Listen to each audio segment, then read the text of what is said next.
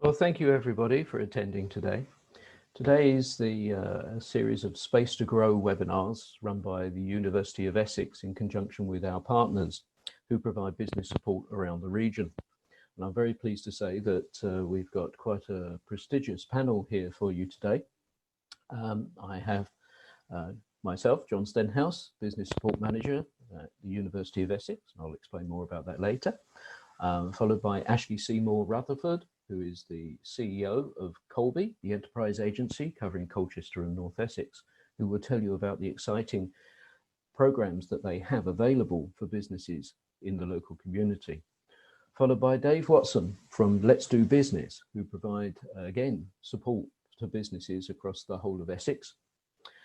And followed by Helen Turton from Enterprise Europe Network, who will give an introduction to the main webinar today, which is being presented by Simon Atack, which is quite a lengthy presentation. So, you know, be prepared to sit back and relax and watch and see what's going on. And at the end of the summary, we will have Q&As. So if you do have any questions, you will see in the control panel, either at the bottom or the top of your screen, depending on which device you're looking at, you'll see Q&A. If you'd like to type in your questions into that little panel, we will monitor those during the course of the presentation, and we can answer any questions at the end. So rest assured, if you do have any questions, they will be answered. And if we can't answer them during the presentation, then we will get back to you afterwards. If you leave contact details, we will of course follow up.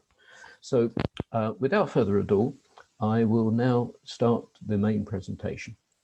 So effectively, Space to Grow and Angels at Essex is a program which was started last year, and effectively the university gained enterprise zone status, which enabled us and provided us with funding to do some more in-depth help and support to businesses in the Essex community and beyond. And as part of that, we created the Angels at Essex Equity Investment Platform, which is a free-to-use platform which provides funding for businesses who wish to grow and expand, especially those innovative businesses. And we like digital creative or artificial learning, those areas where they're new to technology. And we corral investors to enable them to fund these particular activities going forward. So if you want to know more, please just watch the recording after this that will be distributed after this webinar. So at the moment, we've got about 50 entrepreneurs wanting to come on board the platform. We've got 15 opportunities on our platform generating investment at the moment. And we will be running more webinars over the next 6 months as part of our program, which would help with investment readiness or help with sales and marketing or the legal aspects of your business. In fact, many, many topics. And we'll be calling upon the speakers today to help support that program and to provide some of the input into that program. So without further ado, I would now like to introduce you to Ashley Seymour-Rutherford, who is going to provide us with her presentation from COLBEA Enterprise Agency. Over to you, Ashley. Would you like to now share your screen?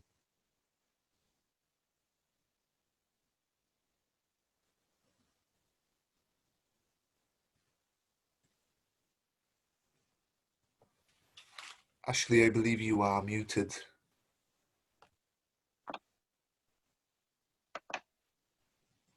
Can you hear me now?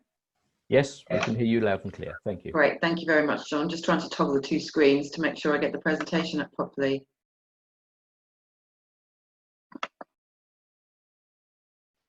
So good morning, everybody. Thank you very much, John, for the introduction, and I'd like to welcome everybody who have joined us this morning and also my fellow panelists.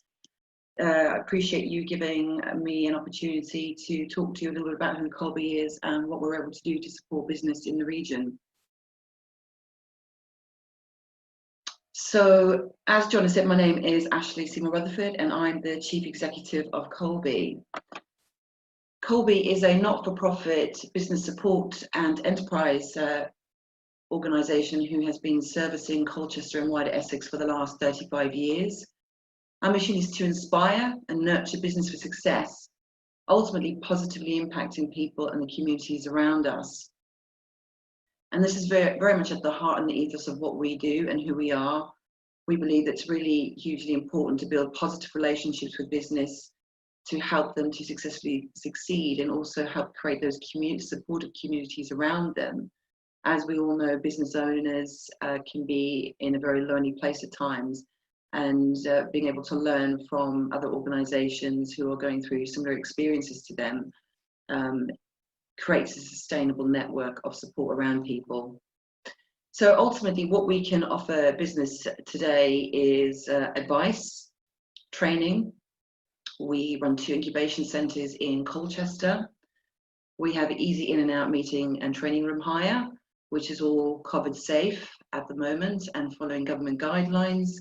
And for smaller businesses who are just essentially starting out before their first space, we also offer virtual tenancies, which is also a really great way to test the market in Colchester if you're looking to start to supply your services or products in the area. So I just wanted to talk a little bit more about the business advice and mentoring service that we offer throughout Essex. This is currently being delivered in partnership with councils in Colchester, Chelmsford, Rochford and Braintree. And this advice mentoring service is fully funded by COLBEA sponsors and COLBEA itself.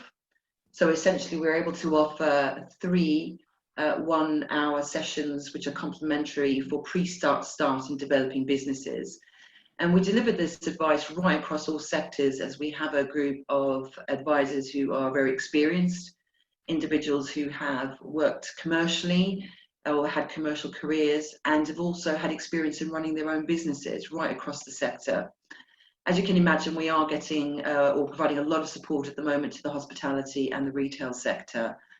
And during COVID-19, we are essentially delivering this via video conferencing or by telephone as per the business preference. And this has been incredibly successful and has enabled us to be really responsive to the needs of businesses during this crisis. And essentially we're able to turn around an appointment in 48 hours. And in a way, delivering online has completely removed geography. So we have seen an 80% increase in the last 3 months in the businesses that we are supporting. So right at the beginning of COVID, as you can imagine, there was a lot of signposting to what funding was available, emergency funding, emergency planning. But now, as we're starting to move through lockdown and businesses are trying to find their new normal and ultimately transform their services to the new normal, what we're finding is a lot of businesses are looking at future planning, business planning, future strategy. So we really are able to either offer relationship style guidance in these areas, or we're able to signpost to the business partners that we work with across Essex. We believe it's incredibly important to have a joined up approach to support businesses through these challenging times and to make the landscape less confusing. At the moment, we have some extra funding from Colchester Borough Council to deliver these services. And as I've said to you before, it is complimentary for the first 3 hours. So please do get in touch if you just even want to talk through where you're at with somebody at the moment. Now, one of the other things we are very well known for is our entrepreneurial services. And we're pleased to be able to announce that we are going to be now running our Advance into Business entrepreneurial program for over 40s. The first course will be in Chelmsford, starting on the 22nd of September, and the second one will be in Colchester in late January. So it's 6 fully funded, expert-led workshops, and the only criteria to be able to access this is that the individuals are economically inactive. So this suits anybody who's recently been made redundant, or has been retired for some time but actually wants to pick up and develop themselves into a new business idea. So you don't have to actually have your business idea to start this course. The first couple of sessions are very much around looking at your skill sets and helping you work out actually, where a successful business would lie for you. So we really do encourage individuals who want to explore that to join this program. So really, in a nutshell, that is what we're able to do for you. So please get in touch with us at COLBEA. Any of our team members will be able to direct you to our services, and we're always here with a friendly ear. Thank you very much for your time today.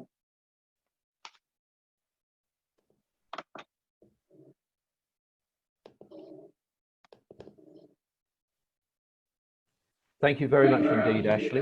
And it was good of you to make that presentation for us. Thank you so much. Copies of the recording will be distributed afterwards, so full contact details will be distributed. I'm now going to ask Dave Watson if he would very kindly share his screen with us, and we will undertake his presentation. Dave from Let's Do Business, I'm going to hand over to you. Okay, can you see that, John? Not yet. Right. Thank Okay, you, can Dave. you hear me now, John? You're live. Thank you are now you. live.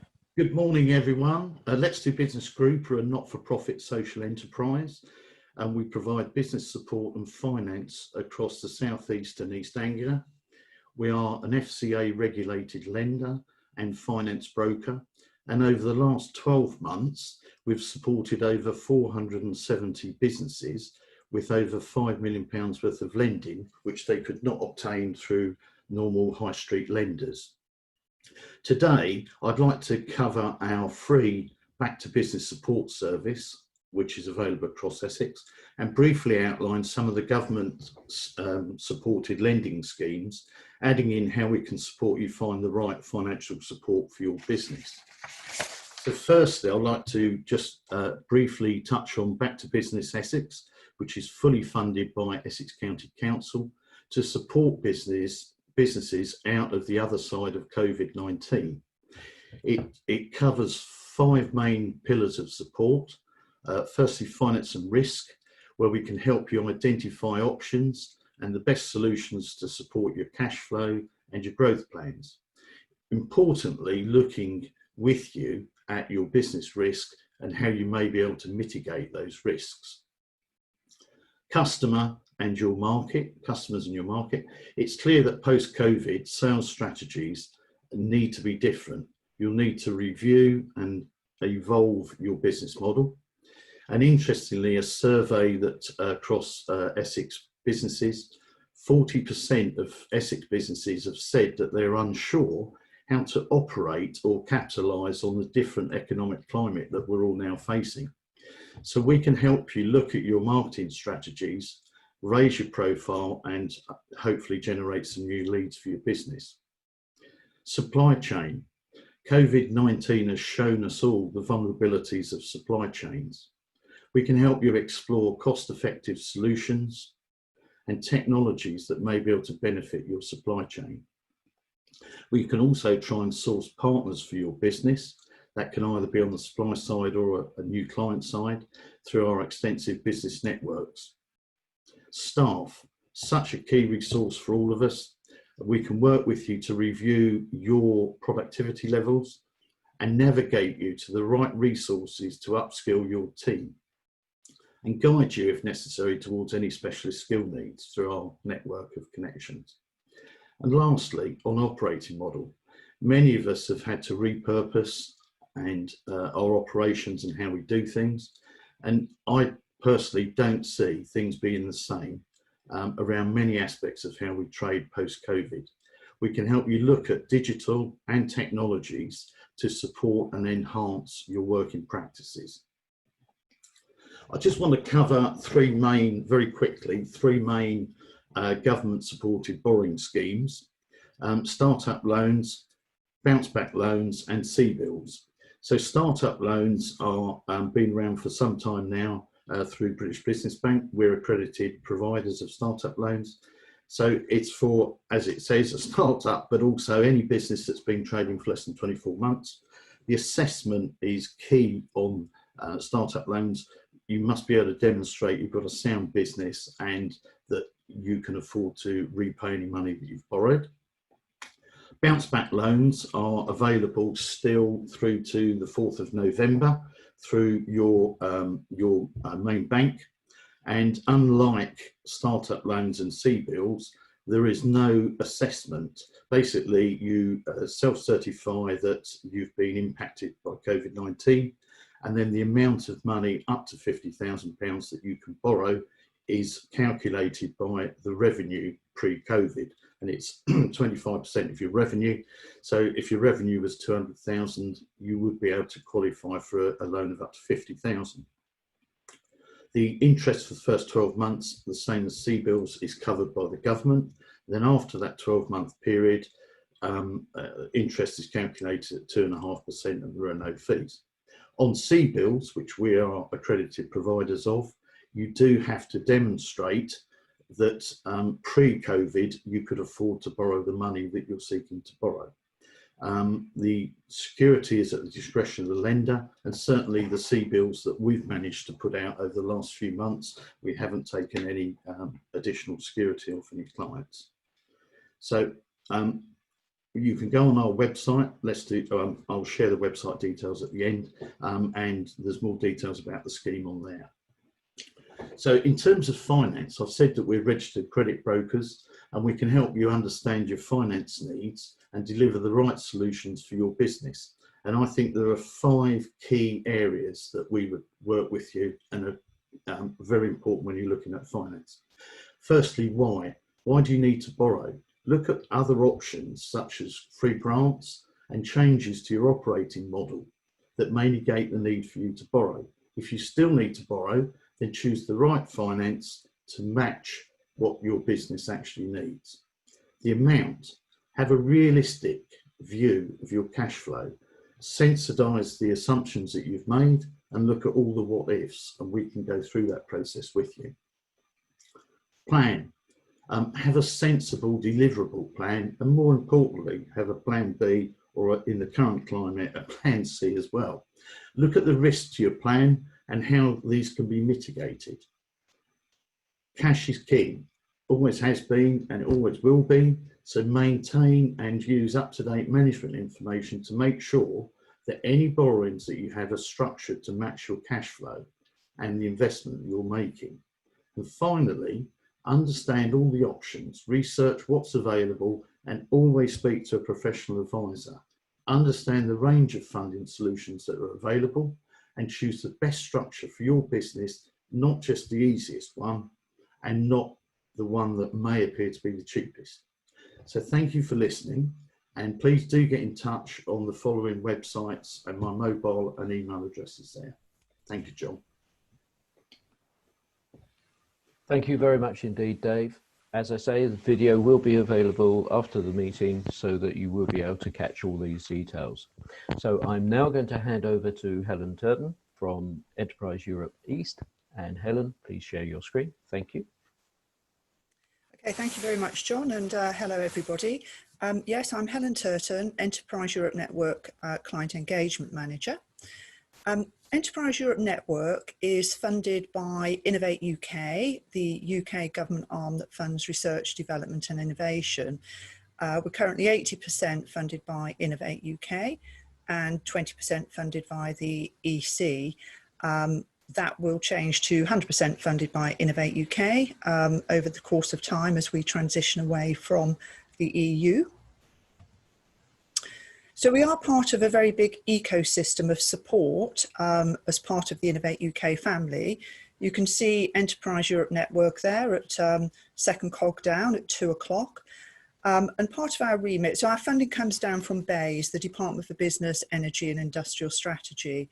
And part of our remit and the support that we offer to our clients that we're working with is to tap them into other parts of this network, this ecosystem, where they can access further relevant support.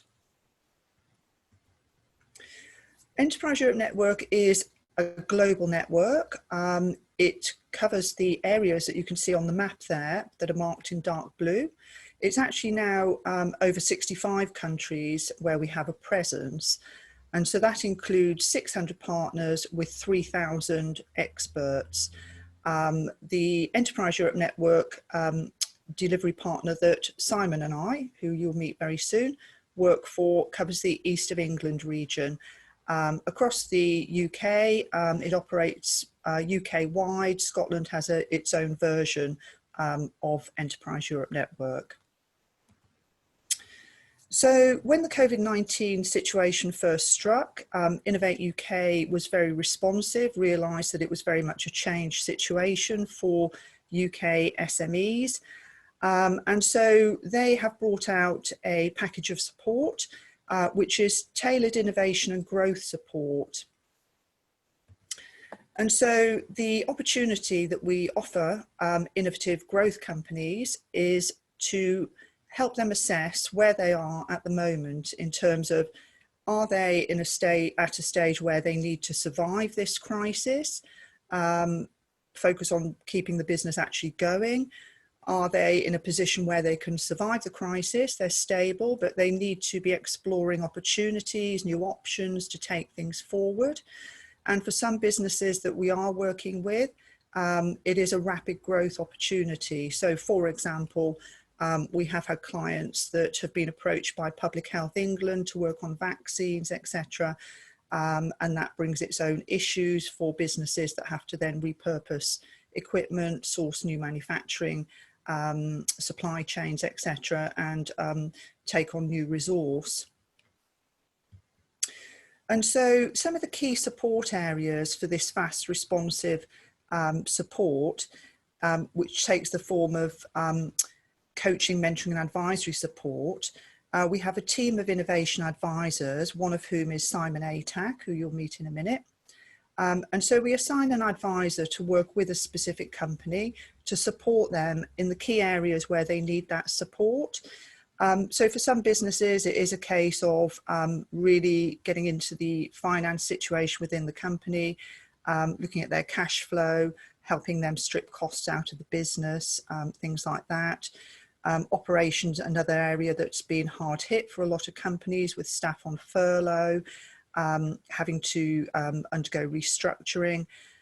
Things like marketing, companies are having to explore new opportunities, put their applications into new markets, new territories, and we can support them around how to actually go about doing that, putting in place strategies to support them to do that. In terms of supply chain, these have obviously been disrupted for a number of companies. Companies acquiring supplies from places like the Far East have been impacted quite severely, and we can use our network resources to help businesses repurpose, re-engineer their supply chains. Another key area where our innovation growth advisors have been supporting businesses is on the government funding side, the grant funding side. As I said, we are part of Innovate UK.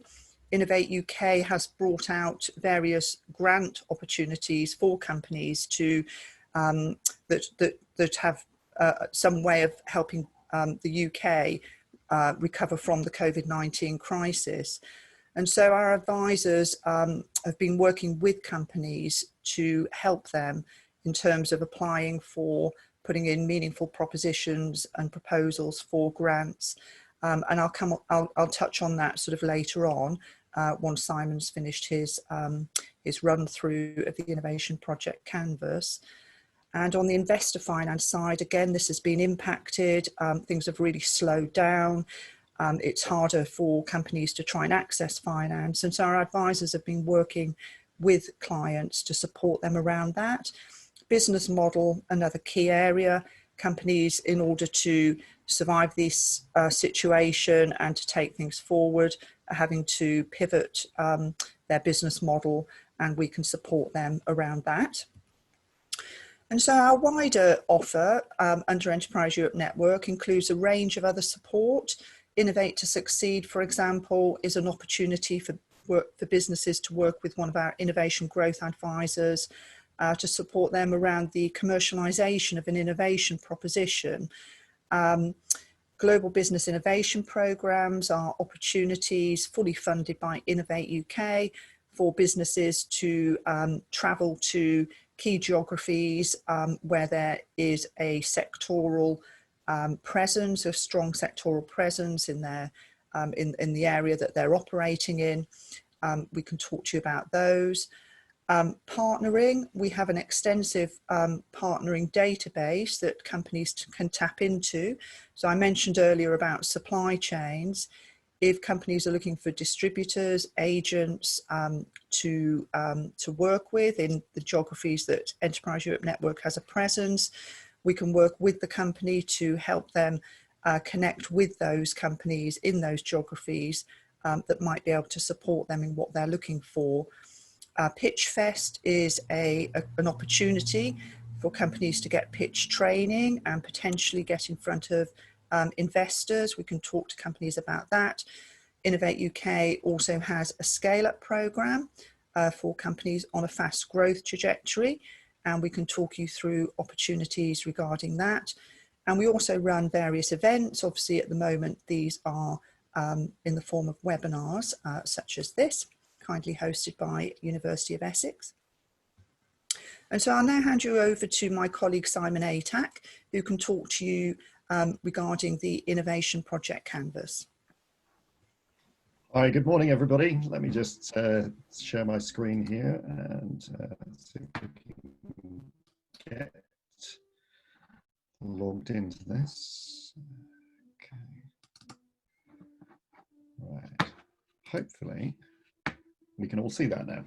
Right, well, thank you for joining us this morning. What I'm going to be talking about today is the Innovation Project Canvas.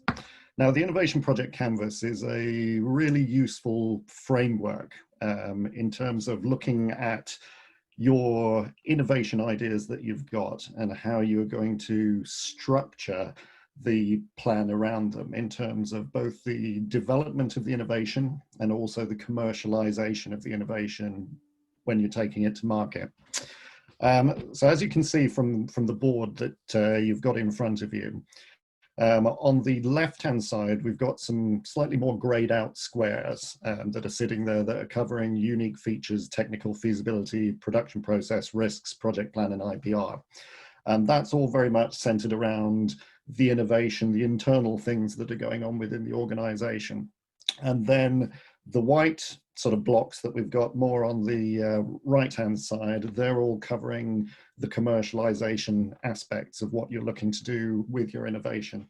Now, the really useful thing about this tool is everything is captured on one page. So it's very easy to see what the top overview is with your project and everything that's going on.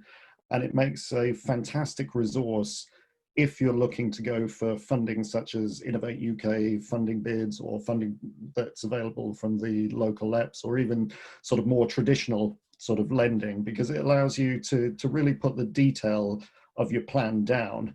And once you've got that done, if you're looking at the overall business model, you can then have most of the content done to apply for different types of bids.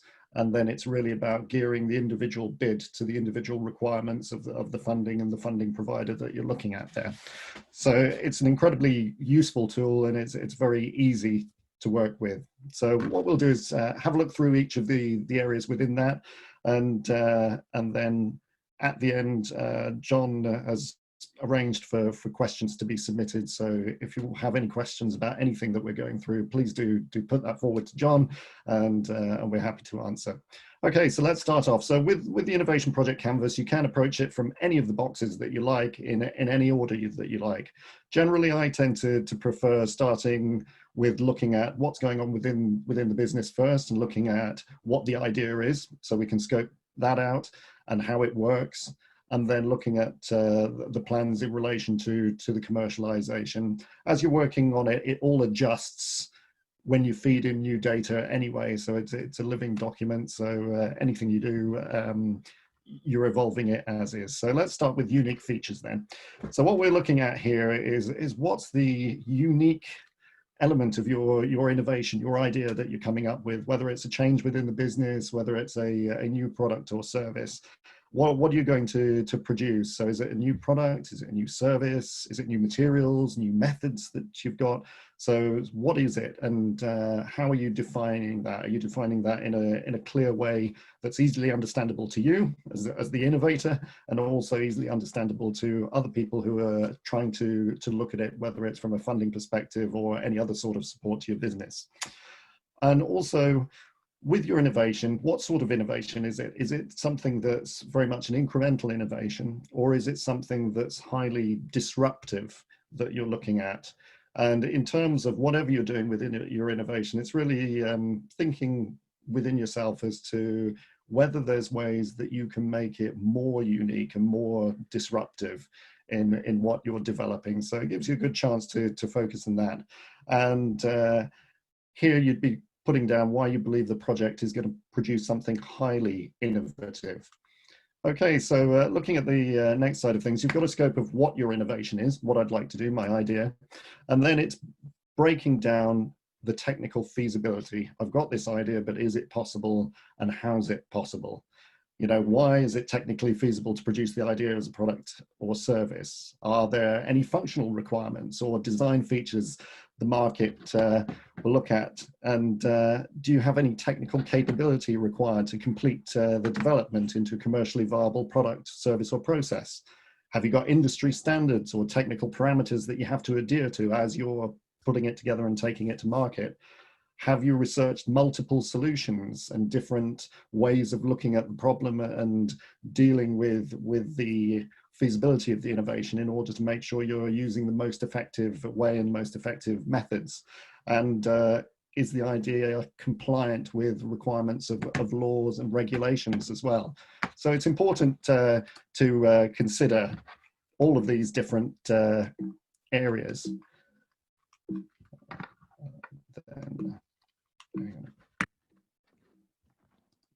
Okay, so let's have a look now at the next one, which is the production process. Okay, it should be working. Sorry about this. The clicker we've got here seems to be going a little bit wonky. All right, so production processes. So again, once you've decided that you've got your idea, you know what it is, you know it's feasible, and then you're looking at how you're going to do it, what's involved in the production process. Can you map out the full production process? And there's a lot of useful process mapping tools that are free, that are available out there on the internet. And I would recommend, if you haven't looked at process mapping before or used process mapping, that you really do have a look at some of the supporting tools that you can use around that. And you also have to consider that if you're utilizing this to access finance to help you grow the business and commercialize the innovation, a lot of the investors, whether they're grant funders or whether they're commercial investors, are going to want to see how this model and this idea that you've got is scalable. And so you need to look at, in the process, mapping out what the process is now, but how commercially viable it is to produce the idea that you've got on a large scale. And then another consideration that we've got, following looking at the process side of things, is understanding the intellectual property that you're developing within your innovation, and also how you're going to best protect that. So it could be things like trademarks, it's your patents, copyright, looking at licensing agreements, all sorts of different areas that could be involved in the model that you've got, and which ones are right for you to follow, and which ones, what is the process that you need in order to protect those. Do you need confidentiality agreements signed, NDAs, that sort of thing in the early stages, or are there other areas as well that you need to look at legally and contractually? Okay, so once you've considered your IPR, then it's a case of looking at the project plan.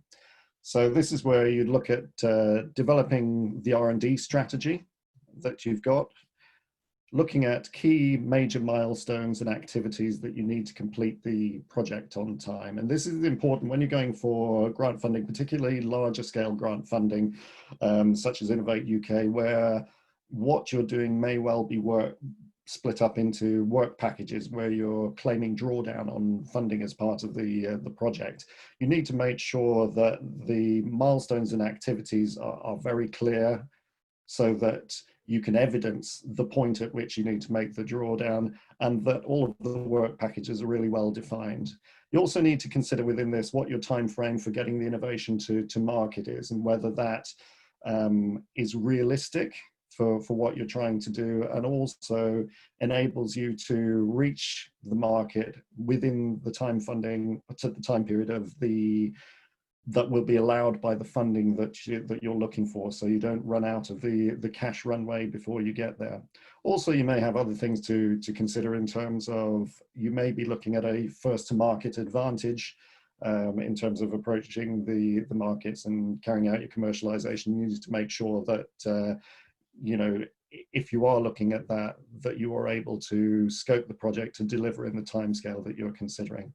You also need to put into place what contingencies that you have to ensure the project progresses on time. And with that, it's very much funders appreciate that you incorporate this, so it shows you have a realistic overview of the project, and that you are looking at mitigating any of the challenges that you might have with the delivery and what those might be. So it gives you much more credibility in terms of your application. Other things to consider following on from that are the risks to the overall innovation project. So what's out there that could affect the project? Is there competition or challenges potentially in relation to your intellectual property, what you're developing, whether it's national or you're looking at international level? Are there possible risks around customer adoption and diffusion? Are there assumptions that you're making in terms of the product and how you might think it's fantastic, but the market research might not be there to back up that there's going to be the uptake in sales that you're looking for as a result of your innovation? Are there technical challenges or technological challenges in the marketplace in terms of getting hold of the supply of components that you might need to realize the innovation or to scale the innovation in the way that you want to? Are there challenges potentially around costs involved, or particular revenue streams that you're looking at, such as perhaps licensing? And do you have the right skills and experience, both within the team and externally, to support the project, so that you've got a comprehensive covering of all the development areas that are needed? So once you've looked at that, then as we were saying with the risks, a key important fact is making sure that the market potential that you're looking at is actually realistic. And you need to clearly identify what the trends or the challenges are which are driving the innovation. So having a look at a framework such as PESTLE or perhaps STEEPLE, which looks at changes that are going on in the macro environment, such as social changes, technological changes, economic changes, environmental, political, legal, and with STEEPLE now taking into account ethical changes, which again, given the way the world's working at the moment and decisions that are being made all over the place, its ethics are becoming far more influential in companies' purchasing decisions. So again, it's considering what impacts the wider macro environment is going to have on your business, on the world, and on the development of your innovation. Other things you need to consider is what your presentation of your market potential is. So a lot of businesses, when they're putting in applications, look at the market that they're going for. Our potential market is the total available market, the TAM. But generally, you're not going to be able to address and supply the whole total available market in the world for your product or service. So you need to be more realistic and break it down into the total available market, then look at the serviceable addressable market. So this is the potential size of the market that you as a business could potentially address with your service provision or your product provision. And then you have to scale it back again to look at what is the serviceable obtainable market. So what's the actual market that we can actually obtain at the moment? So what's realistic? And if you're putting in applications for grant funding or for any other sort of commercial funding, having a handle on this particular area is really important, because again, to the funder, it shows that you've got a good understanding of your marketplace and you've got realistic assumptions in terms of the commercialization. And some of the questions that you might ask are, you know, what is the estimated value of the accessible market? What's the estimated growth that's going to be there? In terms of the market share, what sort of share are you looking to reasonably expect to win over the next 3 to 5 years? And what are the real characteristics of the market or markets that you're going to approach, whether those are national, international, sectoral? And very importantly is, how can you create a defensible positioning within these target markets? So it's key things where really going into the detail and carrying out this market research and market evidence is really important.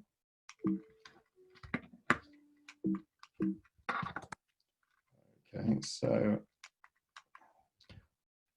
on the next phase, then once we've looked at the market, we're then looking at customer segments. And in terms of customer segments, this is going from the big market picture to looking much more in detail about your target customers. So who are they? Who will use your innovation? What's their profile that you've got for them? What's the nature of the target customer segments?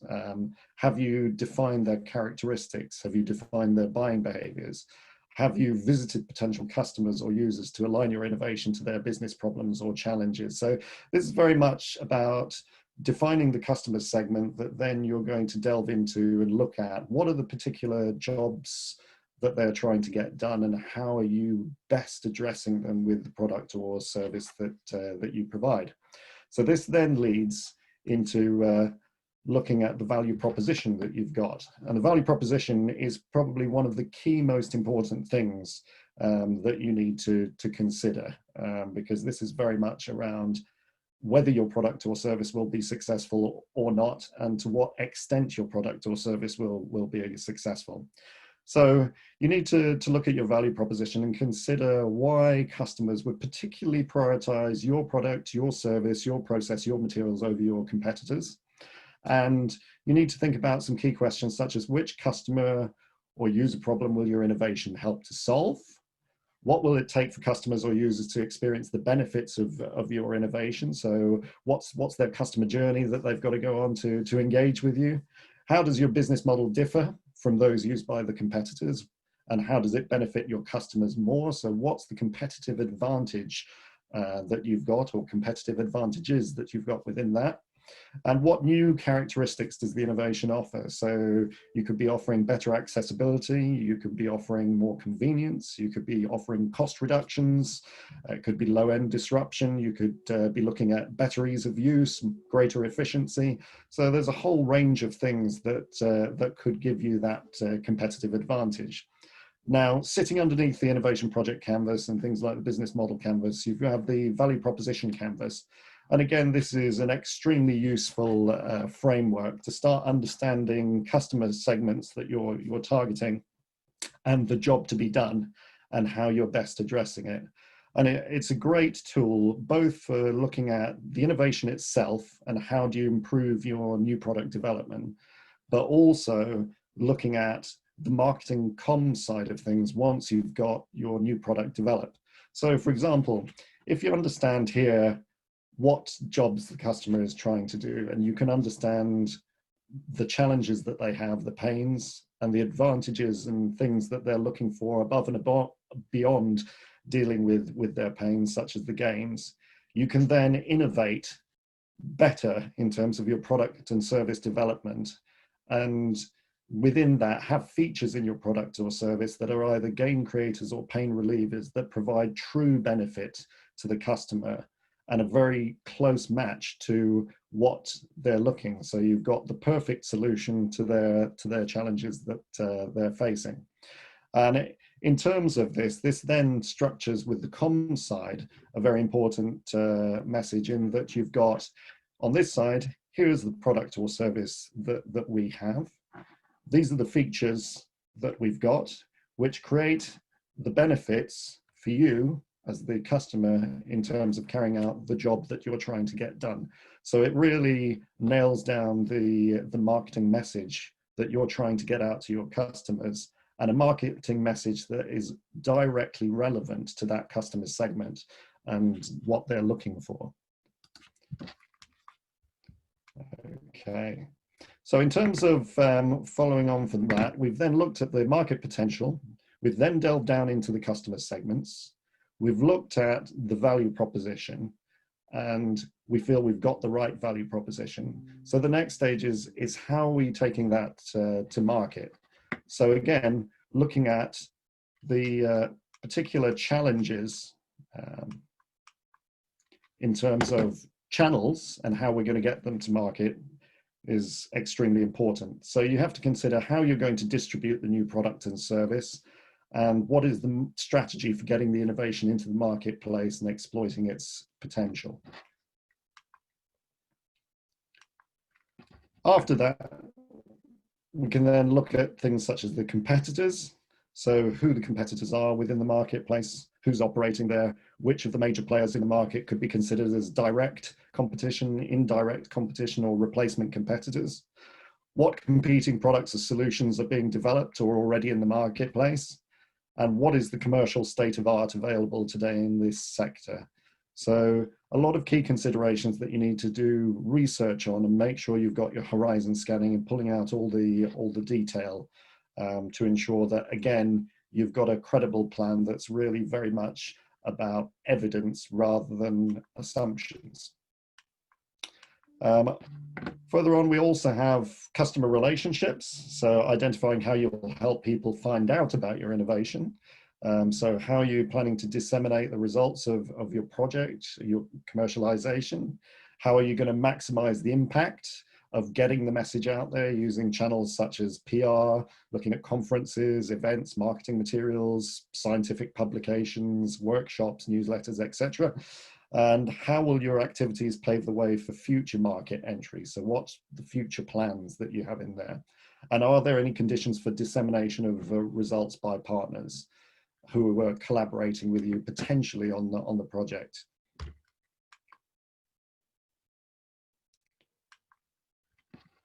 And then once you've got the plan pulled together and you're starting to then look at, okay, so we've got the idea, we've looked internally at, yes, it's feasible, yes, we're going to be able to do it, here's the process, here are the risks involved, we've analyzed the market, we've drilled it down to our customer segments, we've looked at our value proposition to the customer, we've analyzed the competition, we've looked at the channels to market and our marketing communications plans.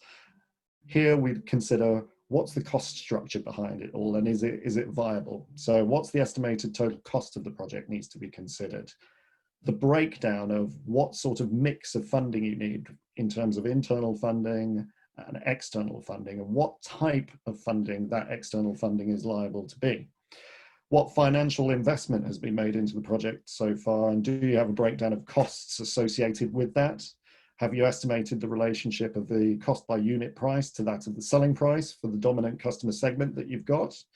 And if you're seeking external investment, how are you likely to acquire the match funding? And have you got relevant pitch decks defined for that and in the right sort of format that's going to create the wow factor and attract investment interest?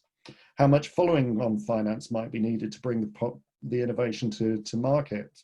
And how are you likely to finance the remainder of the project?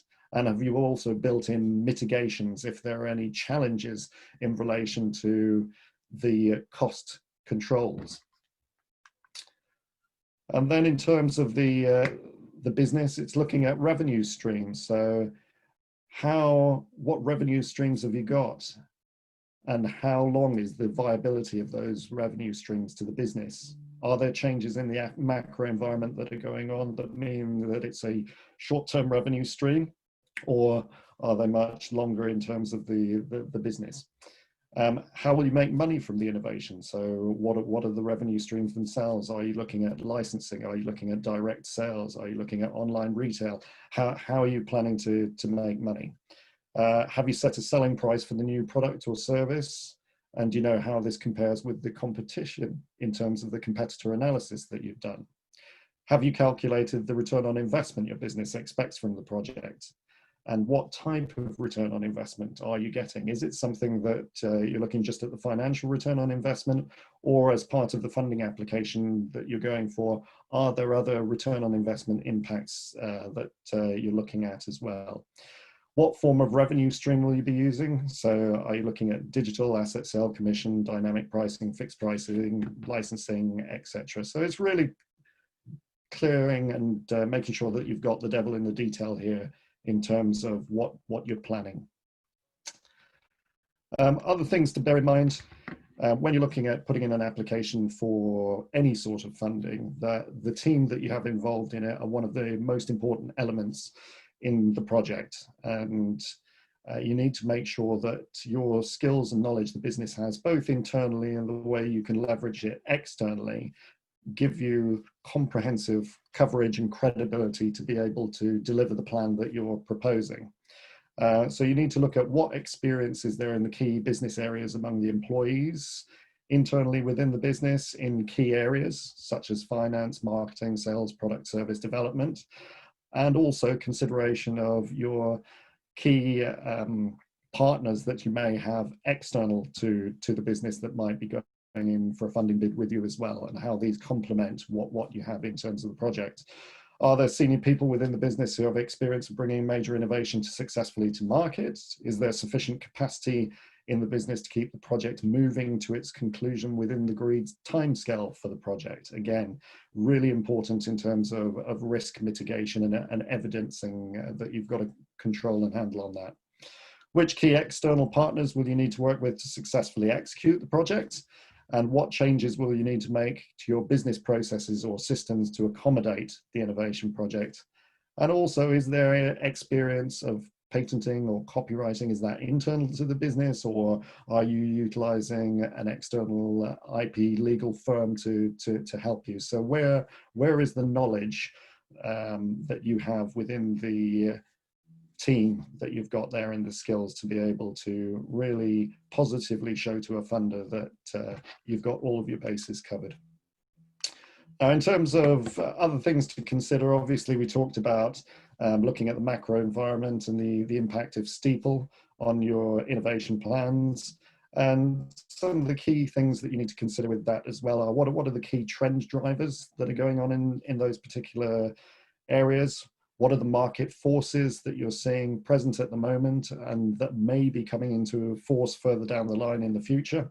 What are the competitive forces that are out there? And what are the things going on within your industry? What are the strongest industry forces that you need to consider that may impact on your new product development, what you choose to do and how you choose to commercialize it?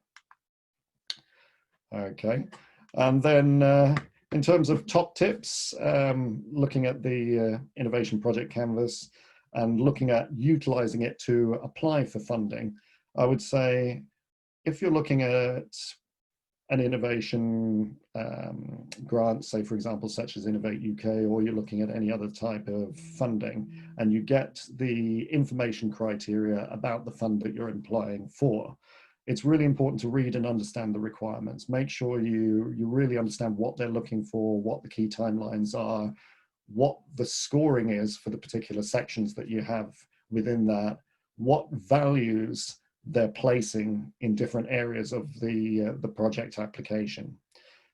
I would also research the funder that you're looking to apply to as well, so you understand what their values overall are that they're looking at when they get applications in from companies. So if there's a focus that is moving more towards consideration of environmental impact with an application, then it's important to understand what the funder views as positive sort of impacts.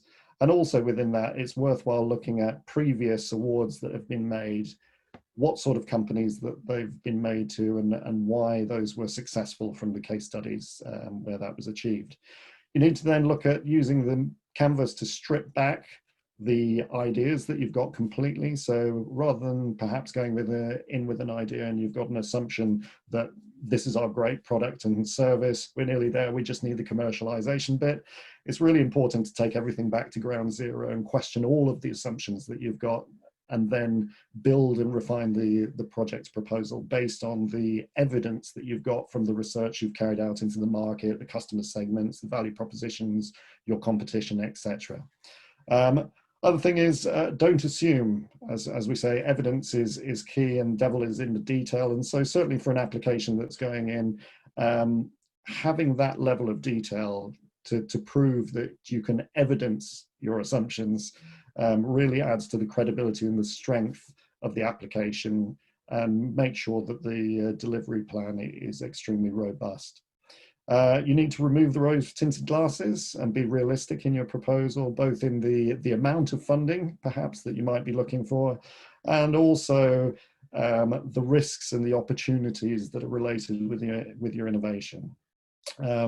Other things that are important, we often see with applications where when they're in draft form ready to be submitted, a lot of the times with reviews, the funder is asking questions, but the company's not replying directly to the question that they've been asked. So really look at the questions, understand what's being asked, and then answer them. And within that, be concise and eliminate any jargon. So for example, if you're a company that's very technically based and scientific, and you've got a lot of technical terms that you use on a day-to-day basis that you understand, the panel of reviewers that you've got within the funding organization may not be from your industry, and they probably won't understand the jargon that you're putting in there. So you need to make sure that you give yourself the best chance by making everything as clear as possible. You also need to be right on the money, both for the business, the projects, and the funder. So you need to understand and make sure that the ask that you're going for is appropriate, and consider that with funders, they often have a limited pot of money. And so if you're asking for a 30 million investment from a funder who has a 30 million pot, and they're trying to divide it up by as many businesses as they can, it's not likely you're going to succeed. So again, it's being sensible about what sort of money you need and where you need it from and what the right level is. You need to consider what's in it for them, understand and showcase to the required impacts that the funder's looking for. So gross value added, whether it's increase in sales turnover, increase in staff numbers as a result of the funding, whether it's the environmental impacts, supply chain impacts, all of these critical impact areas you need to understand and then reflect in your application. You need to regularly and clearly reinforce your USPs and your wow factor, because you have to bear in mind that all of these funding, whether it's commercial or whether it's a grant funding, it is a competition. So you're competing against other businesses to access the finance. So you need to make sure that you're reinforcing what's special about you, what's special about your project, and why they should invest in you. You should set aside enough time and complete and submit early. In terms of setting enough time aside, obviously, having looked through the canvas, there's a lot of areas where you need to delve into the detail to really analyze and evidence what you've got in the plan. And so it's well worth taking the necessary time to be able to do that, rather than just trying to rush a submission and then get it in at the end. And likewise, there's a lot of external reviewers and resources that you can use to look through your applications to see whether there's areas that can be improved, but they can only do this if they have the time to do this. And so if you are submitting an hour before the deadline and asking somebody to look at it, there's going to be no chance they can help you. Whereas if you've got it done a couple of weeks beforehand, you have a good chance of really moving your project application forward by getting good external review on it. Okay, and in terms of resources, there's a whole range of resources that are out there to help you. So there's the Canvas models, like the one we've looked at. There's the funding providers. They're very good if you contact them, and very helpful for information about the particular funding that they're providing. There's the local growth hubs. There's Enterprise Europe Network ourselves. There's the Knowledge Transfer Network, which has lots of useful information on their website. You've got specialist catapults if you're in a particular industry and they can provide support to you. There's the Department for International Trade if you're looking at internationalizing your idea. There's the local chambers of commerce that can be of help. Various industry bodies, libraries, and online resources. So there's a lot of support out there. It's about finding out where that support is and making sure you tap into it. And in terms of the Innovation Project Canvas, that's the whistle-stop overview of it. But if you'd like to find out more about it and how it works and how we at EEN can be of help, then please contact us and we'll be pleased to be of assistance.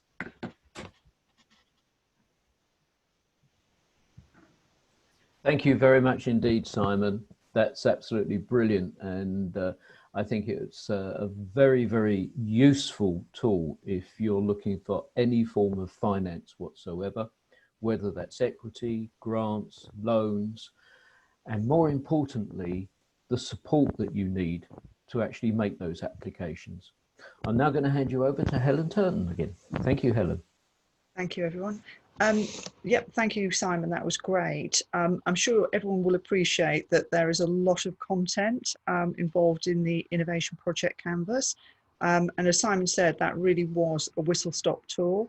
Our advisors spend several hours, sessions, working with businesses to help them tease out the right information, brainstorm with them, challenge them on what information they're putting down.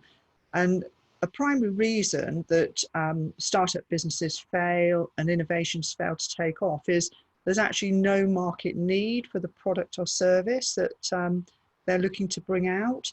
And so from the Innovation Project Canvas, you'll have seen that the key areas, or some key areas there, that we really focus on are around things like the value proposition, really getting into looking at your product or service through your customer's eyes. Is it needed? What are the key benefits of it? What's it actually doing over and above what's already out there in the marketplace? How is it taking any of their pains away? And you need to be able to fully be able to understand that and speak to customers, speak to potential customers to make sure that you're not putting resources, time, money into something where there's just actually no real market need for it. Another key reason that startup businesses fail and innovations fail to get going or get traction once they're launched is the companies run out of funds, so the cash flow becomes a key issue. And again, that's working, for example, with one of our innovation growth advisors on tools such as Innovation Project Canvas can really help you put together the building blocks to be able to put in meaningful, strong grant proposals and investor proposals. So it's really sort of looking at helping you sort of get in place those key sort of elements that you need in order to make applying for funding as strong a proposition for your company as possible.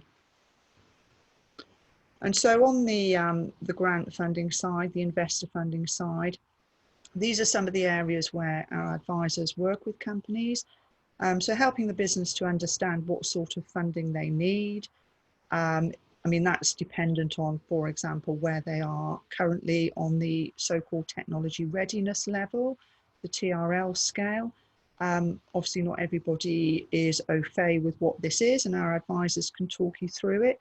But essentially, it's a scale which helps to assess where the business is. Is it at feasibility stage, proof of concept stage, in which case R&D grants are appropriate, moving up to prototype and getting ready to commercialization, where a lot of the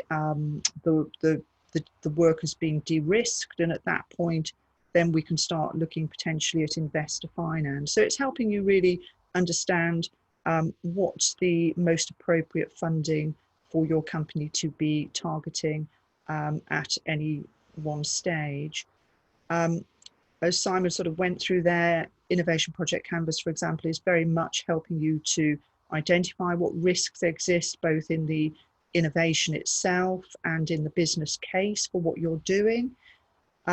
We can work with you to understand what grants are actually out there at the moment, what's within your project scope, what's worth applying for, what's really kind of outside the scope, and let you know about things like success rates. They are competitive, obviously, and with the COVID-19 situation, for example, the grants that Innovate UK have recently brought out have been very oversubscribed from what they initially thought the applicant rate would be. So it is a competition, and you want to have the best opportunity to be successful. And you need to understand things like success rates and make that decision. Is it worth our time and resource to actually apply for XYZ funding? So things like deadlines, we can work with you just to make you aware of what they are.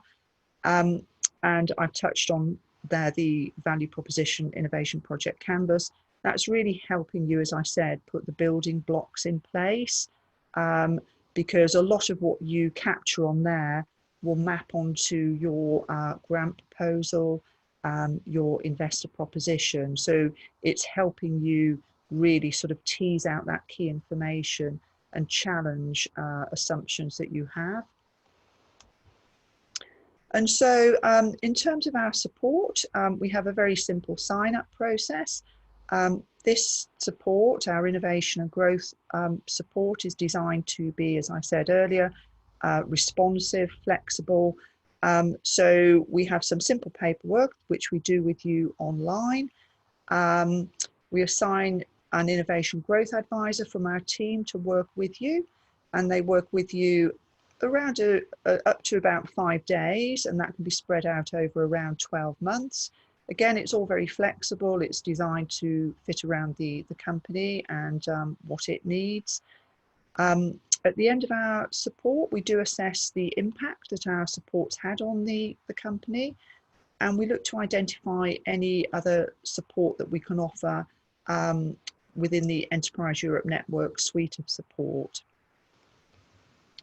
And so just in terms of eligibility, suitability for our support, it is open to SMEs only, so you'd need to meet the standard criteria of being an SME. We work with all stages of company apart from those that are at so-called pre-seed. So companies that are at our ideas stage, they're just really too early stage for us to add any real value to. So there needs to be some sort of business plan.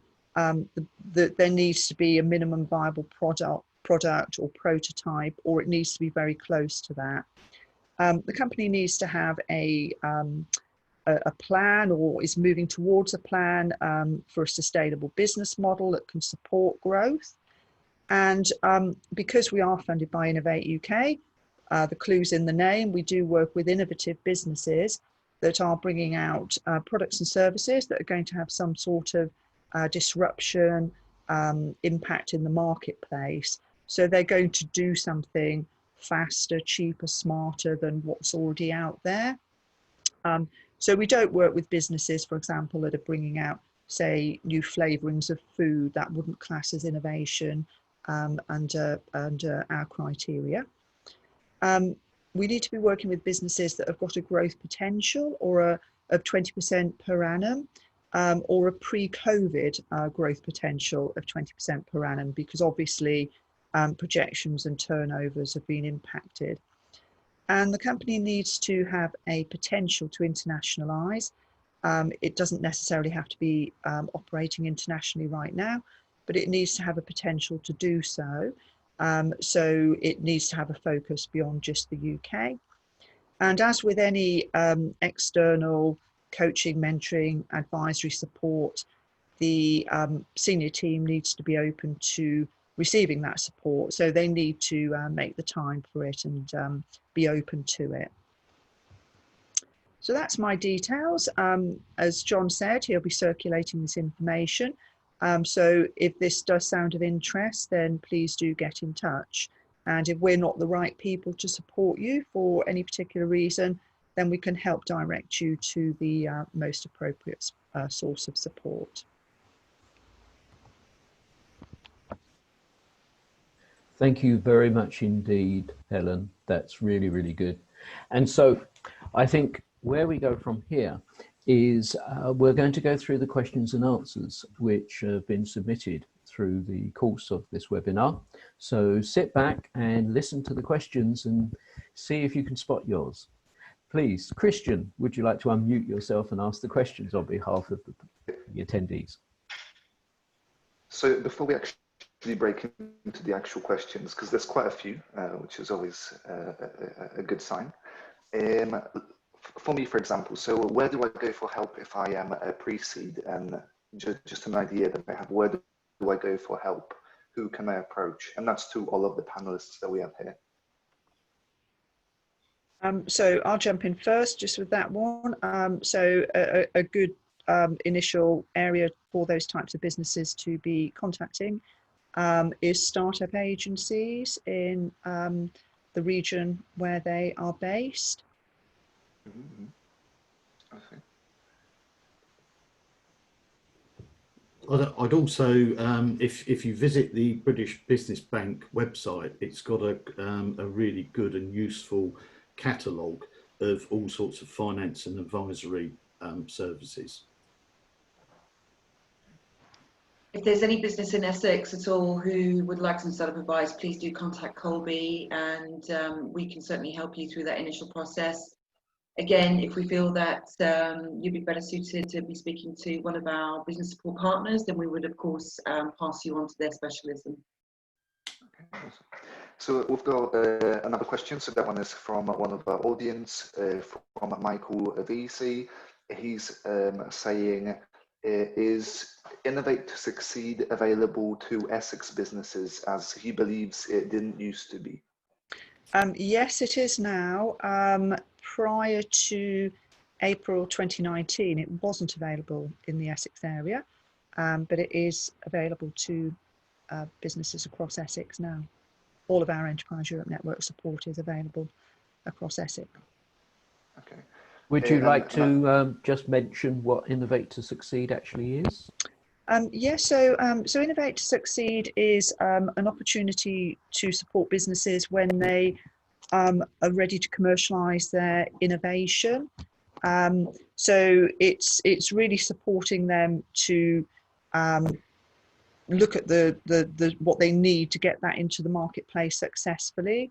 And so it's an opportunity for the advisor to, with the business, put together, say, work packages around what they want to focus on and do quite a deep dive into each of those areas, be that looking at the IP side, looking at the market launch plan, the go-to-market plan. So it's really sort of helping businesses get the product successfully and in short a time as possible into the marketplace. Simon, is there anything that you'd like to add to that? You're on mute. Yes, yeah. I mean, I think you pretty much covered it there, Helen. Really. Okay. So there's another question. That one is from Tamini Kasunu. We did answer it privately, but I feel like it will be very valuable for everyone else to hear. So when you displayed that great big map of essentially the presence of the actual network itself, she's asking, is funding available from all Enterprise Europe network branches globally? So I assume she's referring to other countries as well as UK. So is it available globally? Yeah. We'll circulate the link to the global EEN network, and it's really a case of just putting in the country that you're interested in or where you're based, and then going from there. So just exploring down through there, because each territory will have different things in place. So I couldn't sit here in all honesty and answer that as to which country has XYZ support available. So I think I sent you the link through on the chat there, but we can make that available as well via John. Yes, we will certainly make that happen. Thank you.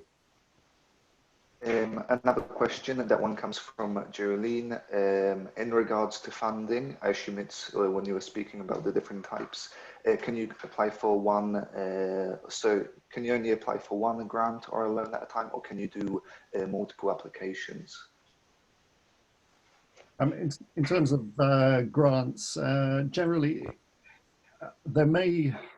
there's sometimes criteria that you have when you've got an Innovate UK grant, that if you've already got one project that you're working on, then sometimes there's restrictions about whether you can be working on two of the same type on the same thing at the same time. However, in most cases, you can access multiple grants at the same time for different projects. So you could be applying for a local growth hub grant, and you could be applying for an Innovate UK grant, and you could be applying for other types of finance to support the business. So it's just showing with the grant funding that you're getting the differentiation between the projects that you're applying for the different grant funding for. And then there's another question. That one is actually specifically to you, Simon. Tina is asking for you to elaborate on what SOM stands for again. Yes, yeah. So SOM is the serviceable obtainable market. So that's the market that you can actually engage with at this stage. So you've got often a lot of the time you'll see in plans, businesses look at the total available market, and they utilize that as the benchmark. As the global market for mobile phone sales is 600 billion. So therefore that's our target market. Whereas what the serviceable obtainable market is actually what's the size of the market that you as a business can specifically address. So that might be 5 million. So it's making sure that you're really drilling down to what the serviceable obtainable market is, because that's the figures that funders want to see, the realistic sort of potential that you've got. So it sounds like there could be quite a lecture on it, you know, going into all the intricate details of it. Then we had a couple of other questions asking us about the slides and the recordings. Those will be distributed after the webinar. The recordings will be distributed to everyone. The slides for the individual sessions will be available on request if you email uez@essex.ac.uk. And I believe we've got no more questions, so I'm just going to hand everything back to John. Once again, thank you very much indeed for attending this webinar today. This is the final webinar in a series that we've been running for the last 6 months, and we're going to take a short break, and then we'll be running a next series of webinars on interesting topics. Can I thank all the panelists who attended today and all the hard work that they've put into their excellent presentations and their timings as well. Well done, everybody. Gold stars all around. I would say that the panelists here do represent a vast amount of business support available to businesses at all stages of their growth cycle, and we all work collaboratively. So you can ask any of the panelists, any of the organisations that have been represented here today, and I know, I can guarantee you will get the best level of service that you've ever experienced from any business support organisation. We work collaboratively and we work alongside each other. And that's what makes it work. And so thank you very much, everybody. And I will now end the recording. Thank you.